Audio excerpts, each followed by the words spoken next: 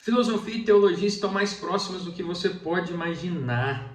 Filosofia e teologia estão mais próximas do que alguns meios religiosos e acadêmicos pintam. Até porque são ciências extremamente próximas. Eu gosto de uma frase de um pastor presbiteriano, Marcos Botelho. Talvez ele fuja um pouco do que nós consideramos um pastor presbiteriano, do que nós consideramos um reverendo, mas ele é um pastor presbiteriano e ele inclusive tem bons conteúdos, ele tem boas leituras.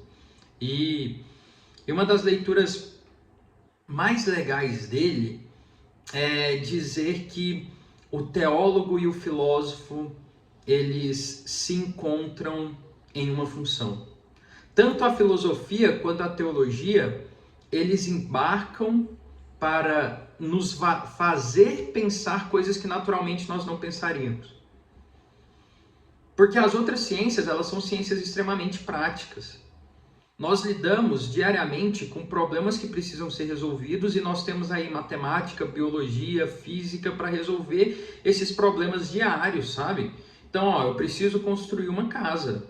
Eu preciso encontrar a cura para tal doença. Eu preciso resolver uma equação que vai me proporcionar a criação de uma nova tecnologia que vai resolver um problema que nós passamos todos os dias. As outras ciências, elas são extremamente práticas. E aí, quando a gente chega na filosofia e na teologia, a primeiro momento, elas parecem, inclusive, inúteis. Sabe por quê? Porque a vida está acontecendo. E eu preciso resolver o meu problema de dinheiro.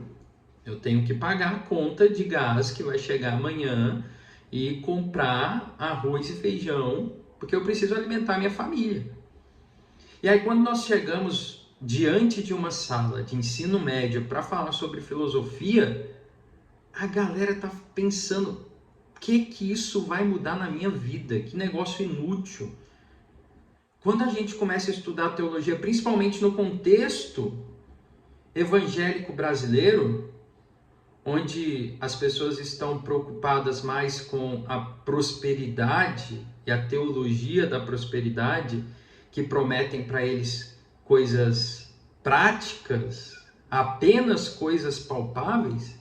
E aí, quando nós chegamos com uma teologia para discutir, por exemplo, doutrinas da salvação, cara, por que eu vou estudar isso? Então nós vivemos num contexto onde tudo é muito rápido, tudo é muito urgente, a filosofia e a teologia vão ficando de lado.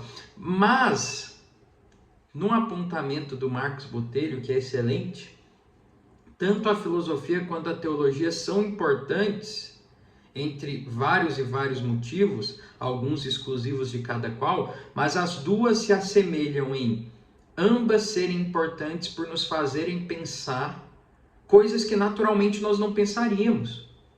Ou então assuntos que nós fugiríamos. Sabe por quê? Pensa na morte, por exemplo. Ninguém quer pensar sobre a morte, cara. A morte a primeiro momento é dor, sofrimento, saudade. Você vai deixar pessoas ou pessoas te deixarão. Então, assim, não vamos falar sobre morte. Bate na madeira, muda de assunto, vamos falar sobre outra coisa, porque a gente não quer conversar sobre a morte. E aí a teologia e a filosofia vêm e nos dizem, nós precisamos pensar sobre isso. A filosofia e a teologia vêm e diz, a gente precisa pensar no conceito de moralidade, o que é certo e errado. A gente precisa pensar nas ideias do pós-vida, o que vai ter depois da vida. Nós precisamos pensar se existe ou não verdade absoluta. E aí a filosofia e a teologia vêm para nos fazer pensar nessas coisas que naturalmente nós não pensamos. E é por isso que eu estou animado para começar essa série aqui no canal, e talvez seja bom para alguém, talvez alguém caia aqui de paraquedas e essa série seja interessante para você, onde nós iremos pensar na filosofia e no cristianismo lado a lado, onde nós iremos analisar tanto a teologia cristã quanto a filosofia lado a lado. E eu não estou falando unicamente de filósofos cristãos. Quando nós pensamos nisso, a primeira coisa que vem na nossa cabeça é Agostinho de Hipona. Mas além de Agostinho de Hipona, cara, como que as ideias de Platão se ligam com a teologia cristã? Como elas se contradizem, ou em alguns momentos, como elas concordam entre si? E, cara, isso é lindo, isso é delicioso de fazer. Eu te convido a fazer isso comigo, vai ser muito bom, tá? Para quem não me conhece, meu nome é Vitor, eu sou professor de História por formação, também dei aula de Filosofia e Teologia eu tenho me apaixonado cada vez mais. Sou batista e a minha ideia aqui é trazer uma perspectiva cristã, protestante, para o que nós temos aí na filosofia, tá? E eu queria começar com um cara de Florença, um humanista de Florença, Coluccio Salutati, porque nesses dias para trás eu estava lembrando de uma carta dele, uma carta que eu tive contato quando eu ainda frequentava os campos da UFG, nas aulas do mestrado de filosofia que eu acompanhei. O professor Renato Moscatelli, excelente professor, ele nos apresentou algumas cartas de diferentes filósofos. Foi lá que eu aprendi, cara, você quer conhecer um filósofo, você precisa ler as cartas dele. Fuja. A primeiro momento, é claro que você vai precisar ter contato com as grandes obras, mas quando você quiser se aprofundar naquele filósofo, fuja dos seus grandes títulos. Sabe por quê? Porque você não conhece Maquiavel pelo príncipe. Você conhece Maquiavel pelas suas cartas. Você conhece João Calvino pelas suas cartas. Você conhece Lutero pelas suas cartas. Porque ali, num conteúdo que é concebido de uma forma menos moldada, menos formal, onde normalmente é uma pessoa escrevendo para um amigo próximo, algum ente querido, nós conseguimos conhecer quem verdadeiramente é aquela pessoa, quem verdadeiramente é aquele teólogo, quem verdadeiramente é aquele filósofo. E aí eu estava lembrando de uma carta de Coluccio Salutati, que escreve para Piero de Zambieri. Piero Zambieri. O italiano não é bom, mas enfim. E nessa carta, ele tira o incentivo, né? É uma forma dele impedir que o seu amigo vá para o monastério. Que ele vai falar, cara, você não precisa do monastério, mas você precisa da cidade.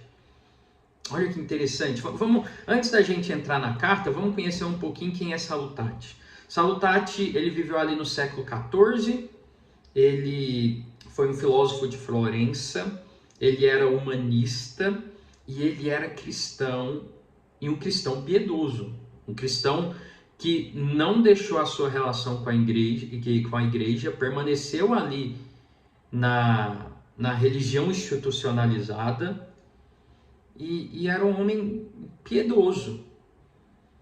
E isso talvez a primeiro momento até nos assuste. Como assim? Humanismo e cristianismo se comunicando? O cara era piedoso, mas também era humanista? Como que liga essas duas coisas? E aí nós vamos entender que, na verdade, o humanismo, e é algo que a gente pode até se aprofundar depois, mas o humanismo não necessariamente é contra-cristão, é anticristão, é antirreligioso. O humanismo não é. Na verdade, grande parte dos humanistas eram cristãos, alguns extremamente devotos ao cristianismo. Petrarca, Erasmo de Roterdã, Thomas More, nós poderíamos citar alguns aqui.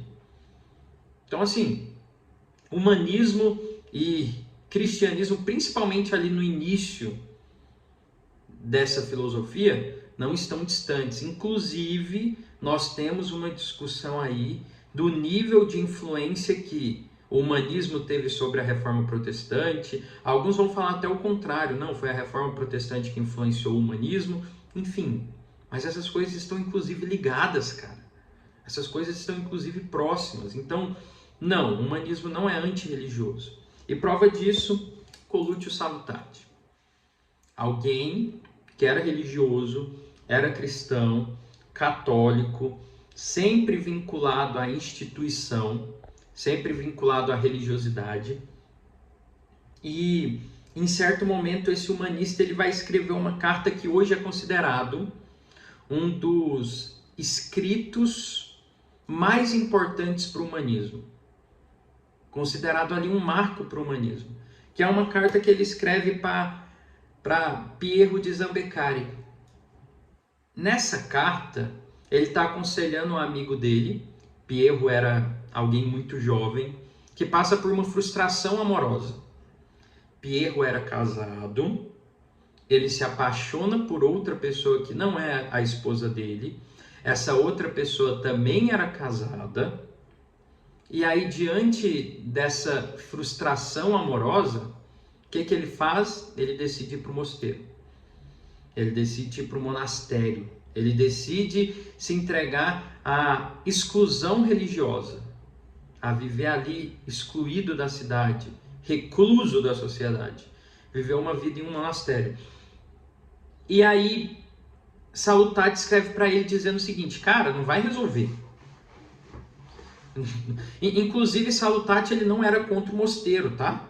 Salutati em diversos outros momentos ele vai falar a favor do monastério, mas nesse momento ele vira para o amigo dele através de uma carta e diz: não vai resolver. Quando você tenta fugir de algo que te escraviza, na verdade você está se tornando ainda mais escravo daquilo. Cara, que loucura. Quando você tenta fugir de algo que te escraviza, você está se tornando ainda mais escravo daquilo. E você, tentando ir para o mosteiro, para fugir das suas paixões carnais e da sua frustração amorosa, você não está se libertando disso, você está se tornando mais escravo disso. O mosteiro não vai resolver sua situação. E aí Salutati ele até diz, talvez Deus tenha te chamado para a cidade. Talvez Deus tenha te chamado para cuidar da sua família, da sua esposa, dos seus filhos, do seu estado, e nisso Cristo será engrandecido. Não apenas na vida reclusa do mosteiro, que é a santa, mas também pode haver santidade na vida da cidade. Cara, que carta incrível. Que coisa linda. Isso é considerado um dos documentos mais importantes para o humanismo, porque ele vai iniciar uma discussão que era muito comum à filosofia humanista, é a filosofia da vida contemplativa contra a vida ativa. Quando nós falamos em vida contemplativa na filosofia, nós estamos falando de uma prática que era muito comum na Idade Média, onde as pessoas se dedicavam à oração, meditação, e unicamente a isso, a contemplar aquilo que era belo, e é nesse contexto que surgem os monastérios, é nesse contexto que surgem os mosteiros, onde religiosos vão para uma reclusão do restante da sociedade para viver o padrão máximo de santidade. E aí, com o humanismo, a gente vai ter o surgimento dessa ideia da vida ativa em oposição à vida contemplativa. É a ideia de que a vida ativa também pode glorificar a Deus. O que é a vida ativa? É a vida na cidade. Não é a vida reclusa das suas obrigações e das suas funções diárias, mas é ali a vida na cidade. O dia a dia, o cotidiano, aquilo que você faz todos os dias, aquilo que é sua obrigação, o seu trabalho, a sua família.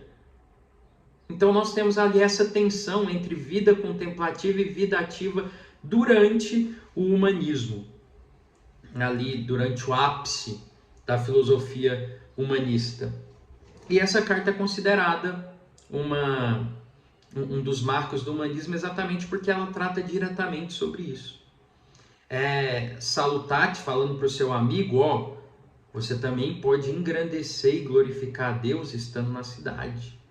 Você também pode engrandecer e glorificar a Deus na realidade onde Deus te colocou. Porque foi o próprio Deus que te colocou aí, entre a sua família, nessa cidade que você nasceu, foi o próprio Deus que te colocou aí, cara. Então você pode glorificar a Deus aí também.